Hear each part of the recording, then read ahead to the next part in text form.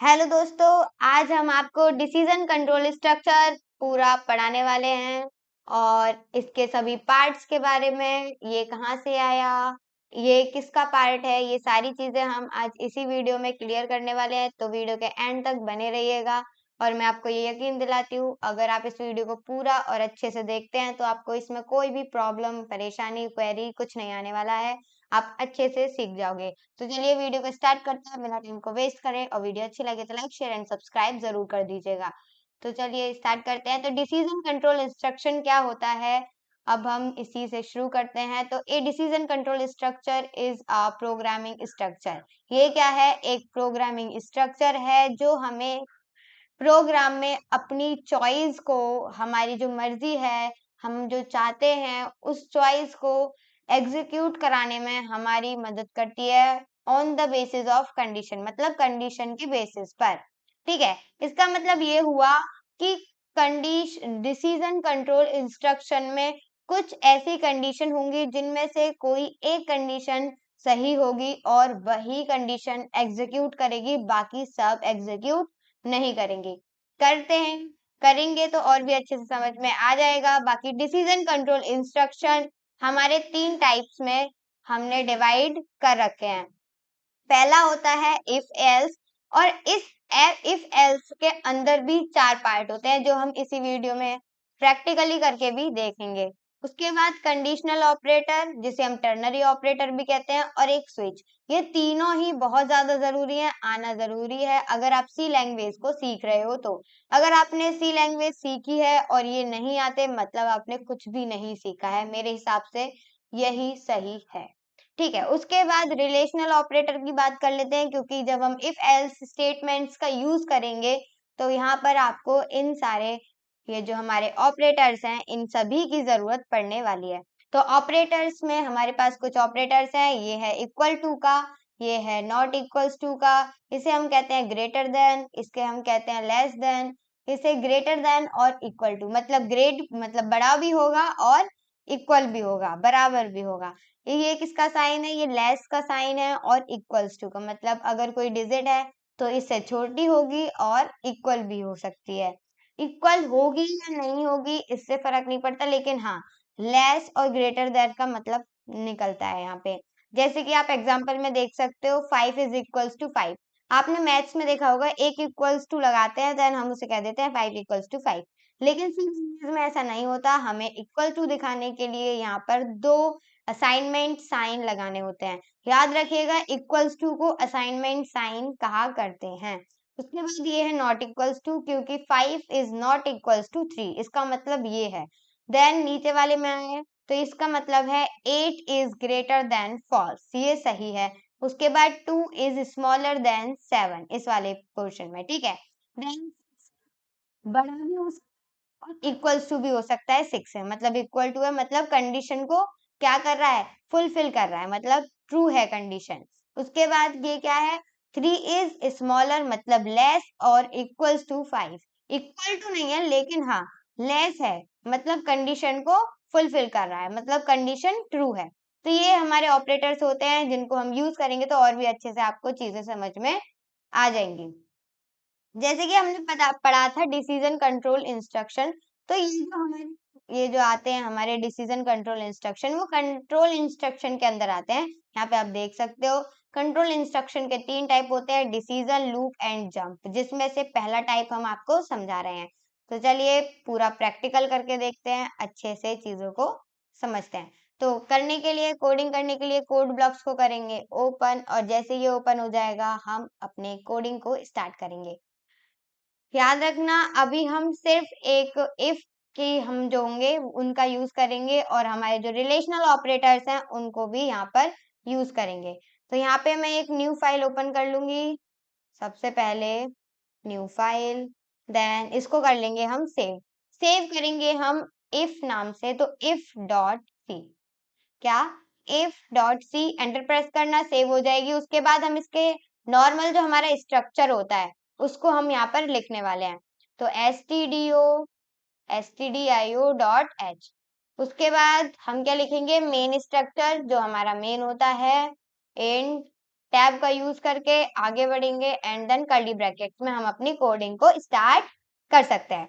तो अभी हम सिंपल सिर्फ और सिर्फ इफ स्टेटमेंट को देख रहे हैं, जहां पर सिर्फ एक कंडीशन होगी, अगर वो फुलफिल होगी तो प्रिंट होगा जो आप करवा रहे हो, अगर नहीं होगी तो कुछ भी प्रिंट नहीं होगा। मान लीजिए हमने किसी से एज लिखवाई है लाइसेंस के लिए, ठीक है, तो हम सबसे पहले वेरिएबल देंगे हमारे डाटा टाइप के थ्रू, इंट एज हमने यहाँ पे क्या कर लिया है, हमने ये दे दी है वेरिएबल। देन हम लिखेंगे प्रिंट एफ, क्या आप क्या प्रिंट करवाना चाहते हो, एंटर योर एज, ठीक है, इस तरीके से। तो एंटर योर एज, उसके बाद कुछ पॉइंट्स लगा देते हैं ताकि हमें अच्छे से समझ में आए। उसके बाद हमें किससे एंटर करवानी है, यूजर के थ्रू, तो स्कैन एफ का यूज करेंगे। उसके लिए फॉर्मेट स्ट्रिंग और मतलब फॉर्मेट लिखेंगे, टैब से आगे आएंगे, कॉमा लगाएंगे एंड देन एड्रेस के साथ हम क्या लिखेंगे, एज। आगे आते हैं सेमीकोलन लिखने के बाद अब हम यूज करेंगे इफ स्टेटमेंट का। इफ लिखेंगे सबसे पहले, कोष्टक लगाएंगे और इस कोष्टक के अंदर हम अपनी कंडीशन को लिखते हैं। क्या, इफ लिखेंगे देन कोष्टक लगाएंगे और उसके बाद हम अपनी कंडीशन को इन कोष्टक्स के अंदर लिखेंगे। आपको याद रखना है, इफ आपको कैपिटल लेटर में नहीं लिखना है, अगर कैपिटल लेटर में लिखोगे तो कुछ भी मतलब नहीं रहेगा इफ स्टेटमेंट का। तो यहाँ पे हम लिखते हैं एज जो है वो छोटी रहनी चाहिए। क्या रहनी चाहिए, अगर बड़ी है, मान लीजिए हम बड़ी लिखते हैं, अगर बड़ी है या फिर हम कह सकते हैं छोटी है, वो आगे वाले साइन से पता चल जाएगा। तो हम ये लिखते हैं यहाँ पर 18, मतलब अगर एज आपकी 18 के बराबर या फिर 18 से छोटी है, ठीक है, या फिर आप यहाँ पे इक्वल्स टू नहीं लगाओ या फिर यहाँ पे आप साइन बदल दो ये वाला, मतलब अगर आपकी एज 18 से ज्यादा है या फिर इक्वल है 18 के, तो आप क्या कर लिखना चाहते हो, यहाँ पे कर्ली ब्रैकेट्स को लिखे ओपन करेंगे, देन हम लिखेंगे प्रिंट एफ और यू आर एलिजिबल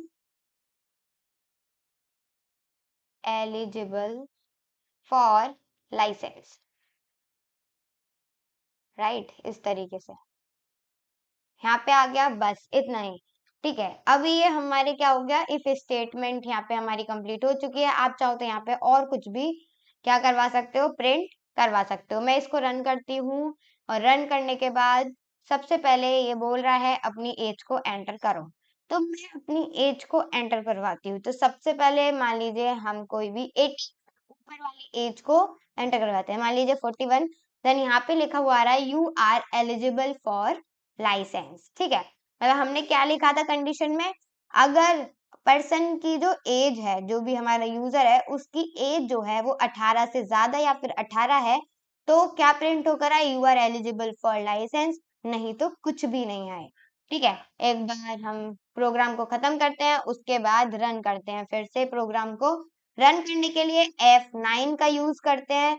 याद रखना F9 का प्रेस करोगे अपने कीबोर्ड से तो आपका जो प्रोग्राम है वो बिल्ड एंड रन दोनों एक साथ हो जाएगा।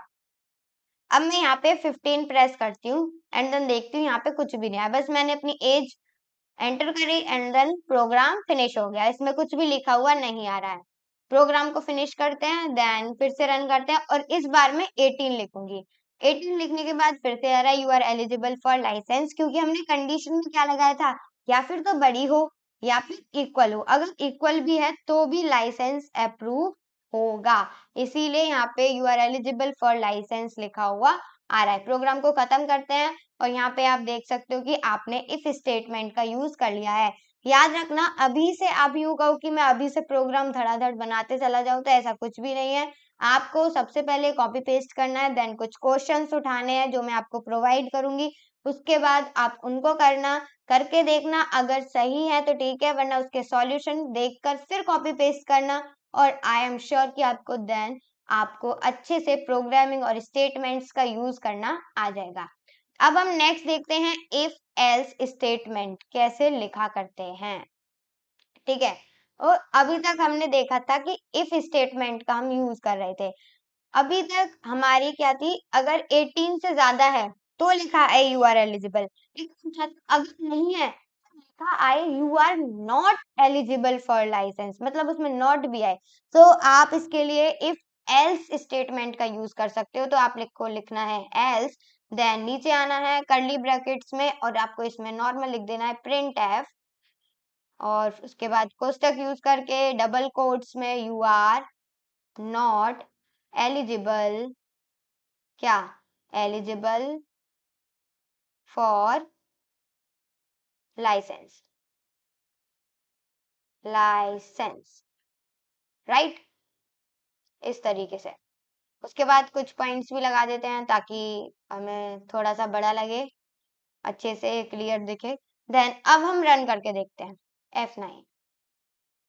अब हमें एंटर, मतलब एज को एंटर करने के लिए बोल रहा है। अब मान लीजिए मैंने 52 एंटर किया एंड देन ले आ रहा है you are eligible for license.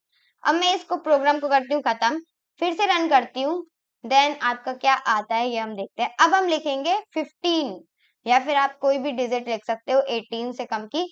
तो यहाँ पे हम एंटर जैसी करेंगे, इसमें लिखा हुआ है you are not eligible for license. इसका मतलब क्या हुआ, अगर आप 18 से कम के हैं तो इसीलिए आप एलिजिबल नहीं है लाइसेंस को प्रोवाइड करने के लिए।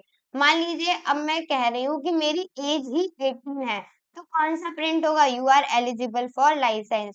रन करके देखते हैं, रन किया हमने अपना प्रोग्राम और हमने लिखा 18, enter, you are eligible for license. अगर हम, हमारे जो रिलेशनल ऑपरेटर यहाँ पे लग रहा है, अगर मैं इसमें इक्वल टू नहीं डालती, इक्वल्स टू मैंने हटा दिया, अब मैं यहाँ पर 18 लिखूं तो क्या लिखा हुआ आएगा, नॉट एलिजिबल वाला, you are not eligible for license. तो ये हमारा होता है रिलेशनल ऑपरेटर का काम और इफ एल्स स्टेटमेंट का वर्क। ठीक है, ये तीन चीज आपको अच्छे से समझ में आ गई होंगी, अच्छे से क्लियर हो गई होंगी। बाकी हम नेक्स्ट जो हमारा प्रोग्राम होगा इफ एल्स इफ होगा। ठीक है, तो हम एक काम करते हैं, नई फाइल बनाते हैं ताकि उसको और भी अच्छे से समझ पाए। सेव करते हैं एल्स नाम से, एल्स डॉट सी हमेशा लगाना, ये बात आपको अच्छे से पता होनी चाहिए। देन हैशटैग, और उसके बाद अपने जो भी हेडर फाइल्स है हमारी वो हम लिखेंगे stdio.h। देन हम लिखेंगे यहाँ पे इंट मेन, और यहाँ पे मेन स्ट्रक्चर लिखने के बाद यहाँ पे हम करेंगे कर्ली ब्रैकेट्स को ओपन। कर्ली ब्रैकेट्स में हम अपनी क्या करते हैं, कोडिंग को लिखा करते हैं, तो कोडिंग को लिखेंगे और यहाँ पर हम यूज करेंगे इफ एल्स इफ स्टेटमेंट का यूज। कौन सी स्टेटमेंट है याद रखना, हमने कौन कौन सी स्टेटमेंट पढ़ ली, हमने सिर्फ इफ स्टेटमेंट पढ़ ली, इफ एल्स स्टेटमेंट पढ़ ली, अब बारी है इफ एल्स इफ की। ठीक है, अभी तक सबसे पहले हमने एक कंडीशन दी थी, देन हमने दो कंडीशन दे दी, अब हम तीन कंडीशन कैसे दे सकते हैं हम वो यहाँ पर देखेंगे। ठीक है, तो यहाँ पे हम करते हैं इंट और फिर उसके बाद एज वेरिएबल देते हैं, देन प्रिंट एफ, क्या करेंगे print F enter your age, क्या करेंगे enter your age. Okay, tab का यूज करेंगे, सेमीकोलन लगाना है, याद रखना सेमीकोलन कभी मत भूलना वरना एरर आ जाएगा। उसके बाद हम यूजर से एंटर करवाएंगे तो स्कैन एफ का यूज करेंगे, तो स्कैन एफ सेम हम कोष्टक के अंदर डबल कोट्स में क्या करेंगे फॉर्मेट लिखवाएंगे %d, comma a address of क्या एज, एड्रेस किस लिए, ताकि उसमें जाके हमारी वैल्यू पुट हो जाए। अब हम इफ का यूज करेंगे सबसे पहले, लेकिन आपको समझ में आ रहा होगा इफ देन एल्स उसके बाद इफ। ठीक है, तो इस तरीके से हम इस सीरियल में अपने इफ एल्स इफ का क्या करेंगे यूज करेंगे। तो इफ में हम अपनी कंडीशन लिखते हैं, हमारी जो एज है अगर वो क्या है छोटी है, क्या है छोटी है किससे 18 से, किससे छोटी है 18 से छोटी है, तो क्या आए प्रिंट होकर कर्ली ब्रैकेट्स में आपको लिखना है प्रिंट एफ, उसमें लिख रहा है you are not eligible, eligible. ठीक है, बस इतना काफी है। उसके बाद हम नीचे आते हैं, अब हम करेंगे एल्स इफ का, क्या करेंगे अब हमें एक और कंडीशन देनी है, तो कोष्टक लगाएंगे और इसमें लिखेंगे अगर मान लीजिए जब हम इसका यूज कब करते हैं, एक एग्जांपल दे के समझाती हूँ इसी का। आपके पास आपके बॉस या फिर आप कोई भी प्रोग्राम बना रहे हो, आपने सोचा कि हमारी अगर एज 18 से कम है या फिर 70 से ज्यादा है, तो हमारे लिए लाइसेंस जो है वो क्या हो, एलिजिबल ना हो, मतलब अप्रूव ना हो। अगर आपकी एज 18 से कम है और 70 से ज्यादा है तो क्या हो, लाइसेंस एलिजिबल ना हो। बाकी अगर 18 से 70 के बीच में है तो हमारा लाइसेंस क्या हो, अप्रूव हो। तो इसके लिए हम 70 से कम ज्यादा वाले को भी लगेंगे। तो सबसे पहले लिखेंगे age and then greater. Age ज्यादा हो किससे, 70 से। अगर 70 से ज्यादा है तो क्या है, एंटर कर्ली ब्रैकेट्स में लिखेंगे print F, then you are not eligible for license. ठीक है, इस तरीके से आपको ये सारी चीजें लिखनी है। उसके बाद सेमीकोलन लगा के नीचे आना है और लास्ट में आपको सिर्फ एक कंडीशन लगानी है, एल्स के बाद print F you are eligible for license. ठीक है, इस तरीके से। अब हम इसको करेंगे रन और रन करके देखते हैं क्या आता है। Enter your age. अब हम 18 के मतलब 18 और 70 के बीच की एज को यहाँ पर एंटर करेंगे। मान लीजिए हमने किया 52 और हम एंटर करते हैं तो यहाँ पे लिखा हुआ आ रहा है you are eligible for license. मान लीजिए अगर मैं पहले इसको करती हूँ, प्रोग्राम को खत्म, दोबारा रन करते हैं। अब हम क्या करेंगे, 18 से कम एज को यहाँ पर हम डालेंगे। मान लीजिए हमने 14 डाला, अब हम एंटर करेंगे तो यू आर नॉट एलिजिबल, मतलब अगर 18 से कम है तो आप एलिजिबल नहीं हो। प्रोग्राम को खत्म करते हैं, फिर से रन करते हैं और अब इस बार 70 से ऊपर वाली जो हमारी 70 है, 70 से ज्यादा एज हम यहाँ पर पुट करेंगे। 72 किया और यहाँ पे लिखा हुआ आ रहा है you are not eligible for license.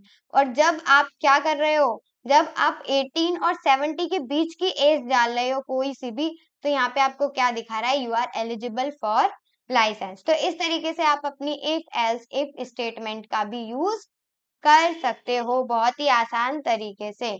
अब हम लास्ट और सबसे ज्यादा इम्पोर्टेंट जो बहुत ज्यादा यूज करी जाती है उस इफ को यूज करेंगे जिसमें होता है नेस्टेड इफ। इसका मतलब होता है स्टेटमेंट और इफ स्टेटमेंट, उस इफ स्टेटमेंट के अंदर और भी इफ स्टेटमेंट। ठीक है, मतलब जितनी लगाना चाहते हो उतनी ही इफ स्टेटमेंट यहाँ पे लगा सकते हो, लेकिन ज्यादातर नहीं लगाना चाहिए क्योंकि जो प्रोग्राम होता है वो बहुत ज्यादा कंफ्यूजेबल और बहुत ही ज्यादा समझने में कंफ्यूज कर देता है और बहुत ही ज्यादा हार्ड बन जाता है किसी भी यूजर या फिर प्रोग्रामर को समझने के लिए। कोड ब्लॉक्स को ऊपर करते हैं, ओपन करने के बाद न्यू फाइल लेते हैं, सेव करते हैं और यहाँ पे हम लिखेंगे nested डॉट सी। एंटर करते हैं। हम अपनी क्या करेंगे, हेडर फाइल्स को लिखेंगे include stdio.h, then int main, और उसके बाद हम यहाँ पे टैब का यूज करेंगे और आगे आएंगे, कर्ली ब्रैकेट्स को करेंगे ओपन और इसमें हम लिखेंगे इंट एज, वेरिएबल हमने डाल दिया। प्रिंट एफ करवाएंगे एंटर योर एज। क्या करवाएंगे, यूजर को देखना चाहिए ना, जब भी तो वो अपनी एज को एंटर करेगा, वरना उसे क्या पता कि उसको एज अपनी एंटर करनी है या फिर नेम एंटर करना है। ठीक है, यूजर से करवाने के लिए स्कैन एफ का यूज करेंगे, %d वही सेम फॉलो होगा सब कुछ, and then address of age. Semicolon से हम लगाएंगे सबसे पहले इफ स्टेटमेंट को। अब मान लीजिए अगर 18 से कम है तो बहुत ही बढ़िया, बहुत ही मतलब मुझे बहुत बढ़िया लगता है ये वाला, तो इसके लिए हम यूज करेंगे। ठीक है, तो इसमें क्या होता है कि आप बहुत सारे इफ एल्स का यूज कर सकते हो। तो चलिए यूज करते हैं और हम यहाँ पे इफ का यूज ना करके हम एक और कंडीशन देते हैं। जैसे कि मैंने प्रिंट किया आर यू इंडियन, मतलब अगर इंडियन है तो होगा, वरना बाहर का नहीं होगा, ये कहने का मतलब है। ठीक है, तो स्कैन एफ करवाते हैं, स्कैन एफ, और यहाँ पे %d %c, ताकि 1 मिनट यहाँ पे हम चॉइस तो दे दें ताकि उसको पता चल जाए यस और नो। तो कोष्टक में लिखेंगे y/n, बस इतना ही। ठीक है, अगर इंडियन हो तो y प्रेस करो, अगर नहीं हो तो n प्रेस करो, इसका मतलब ये है। साथ में करेंगे %d %c, फॉर्मेट हम रखते हैं यहाँ पर, आगे आते हैं, कॉमा लगाते हैं, देन हम क्या करेंगे यहाँ पर एड्रेस ऑफ, यहाँ पे हम लिख लेते हैं इंडियन। अब हमने ये डाला है तो इसके लिए कम से कम हमें वेरिएबल तो बनाना पड़ेगा, वरना क्या दिखा देगा, एरर दिखा देगा। तो हम नीचे आएंगे और एक वेरिएबल बनाएंगे 4 नेम का, जिसे हम इंडियन नाम देंगे। क्या देंगे, इंडियन। सेमीकोलन से इस लाइन को करेंगे क्लोज, देन नेक्स्ट लाइन में आके हम यूज करेंगे इफ का। इफ अगर इंडियन बराबर हो किसके, y, अगर y लिखे तब आपको क्या पुट करना है वो हम बाद में बताएंगे। देखिए, सबसे पहले इतना लिखने से बिना बात के आपको कंफ्यूज होगा, इसीलिए सबसे बेटर है कि आप सबसे पहले एज वाले पोर्शन को खत्म कर लो। ठीक है, तो एज वाले पोर्शन को हम खत्म करने के लिए क्या करेंगे, अगर आपकी एज कितनी है, कम है 18 से, तो आपको क्या करना है, यू आर नॉट एलिजिबल, बस। प्रिंट एफ तो हमने लिखा ही नहीं, print F you are not eligible.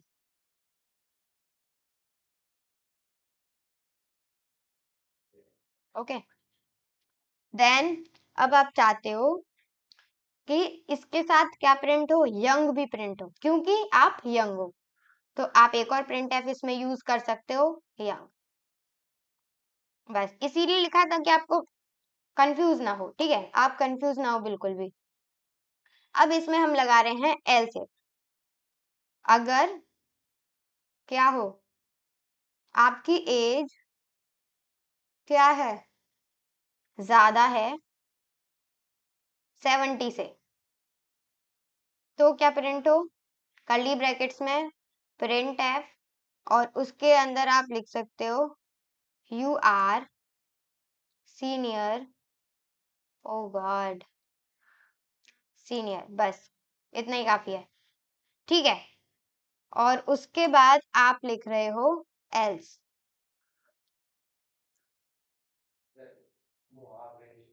ठीक है, अब इसमें आप क्या प्रिंट करवाना चाहते हो, यहाँ पे वही जो पीछे लिखा हुआ है, यू आर एलिजिबल, बस इतना ही। ठीक है, अब हम इसको कर देंगे फिनिश और सेमीकोलन लगा देंगे। अब हमने वही चीजें लिखी जो आगे लिखी।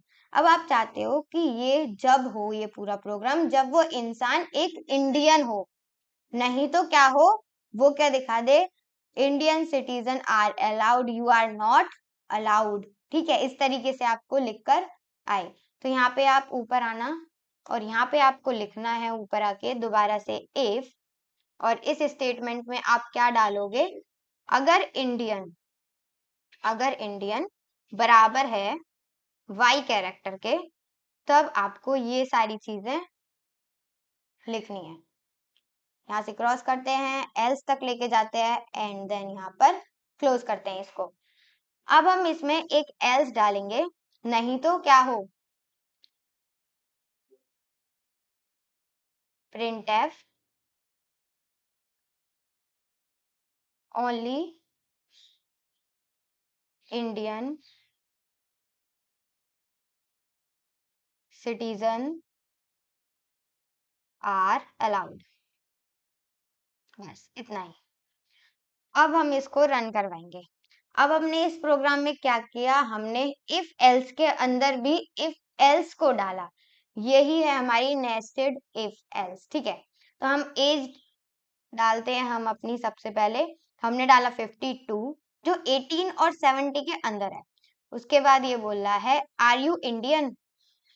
अगर वाई है तो क्या आएगा, only Indian citizen are allowed. अगर एन है तो नॉट अलाउड। मैंने वाई एंटर किया इसीलिए क्या आया, ओनली इंडियन।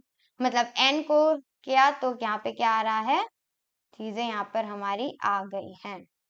तो ये हमारी इस तरीके से आप नेस्टेड इफ एल्स का भी यूज कर सकते हो। आई होप आप सभी को चीजें क्लियर हो गई होंगी, समझ में आ गई होंगी। अभी भी कोई कंफ्यूजन, कोई भी डाउट है तो आप हमसे पूछ सकते हैं कमेंट बॉक्स में लिखकर।